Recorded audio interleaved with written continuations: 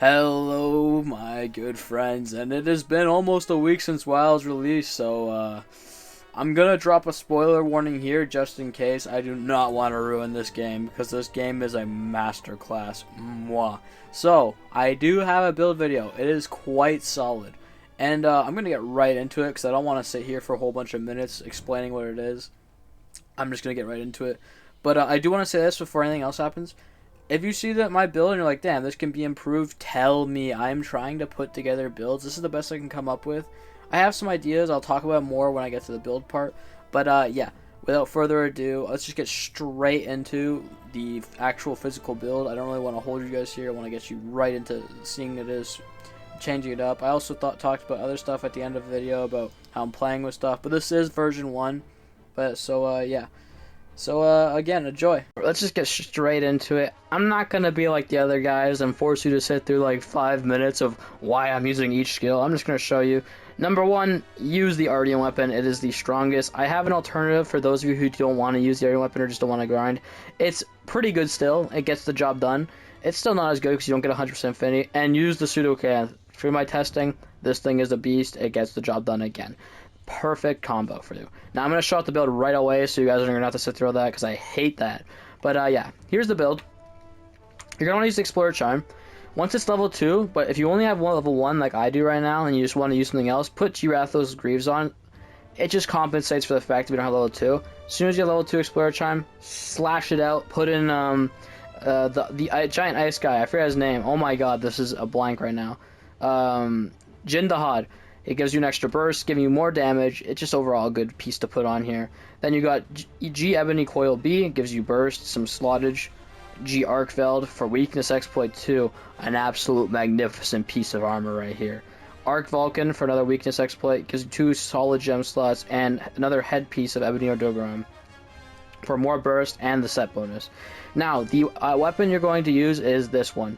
You can play with this as much as you want. This is not exactly what I wanted. I did not get the stats I wanted. The affinity is alright, because I can easily compensate for 100% affinity like this. But I do recommend going poison for the same reason I go poison in world when I make videos. It's just bonus damage, and it's solid all the way through, because poison is definitely one of the more overarching number type damage types.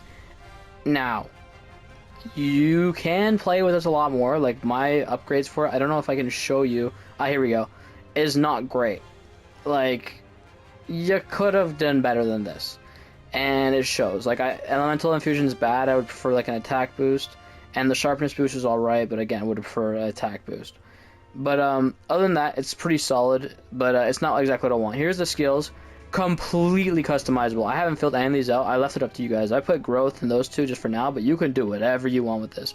And if you don't want to use this one, I will show you. It is pretty similar, but instead of the Explorer Charm, you got to use some different pieces. But you put this in, you get Maximum Might, or you keep the other one, you slot Maximum Might in, because Maximum Might is not hard to swap in. You switch to this weapon, and it's nigh almost 100% affinity. So it's just as good, and you get a little bit of bonus critical element. But again, the other weapons are simply better. This one's pretty good, though. You can use it if you do not want to grind for the other one. The damage numbers are slightly lower, just because you can't really slot in the crit boost as well. But again, it doesn't really. If you don't want to farm for this, you don't have to. Oh my god, what are the chances that happen? You don't want to farm for it, you don't have to. I'm giving you an alternative for all those hunters that just want to get in there and kill some stuff, because let's be honest, that's what we're all here for. But yeah, so the best overall one is the Ardian weapon, just because of the amount of customization, damage, and of course the output it can do. Now, with everything said and done, once you have Jindahad, it's even more damage. But again, with this level 2, you get full weakness exploit. That means on wounds, which you should be. I'm telling you, do not be the guy that pops them all immediately if you're playing online. It is not as efficient. That means on wounds, you can get some pretty solid damage though. The output is pretty great. So what you should be trying to do is doing a full combo on a wound. But as you can see, the critical hits is basically every single one, even without the wound.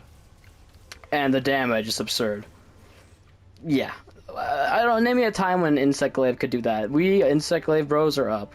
But yeah, as I was saying, damage is solid. I've used it to kill the highest ranks in the game. I don't really want to say their names in case people haven't got to them, because I don't know if anyone knows about the variants in the game, so I'm going to keep it as hush-hush as possible. Obviously, I add a spoiler warning because it has endgame sets in, and I really don't want to spoil people because this game is magnificent. If you haven't finished it, finish the story. It is good. But as you can see, the damage speaks for itself. You can hurt some things with this.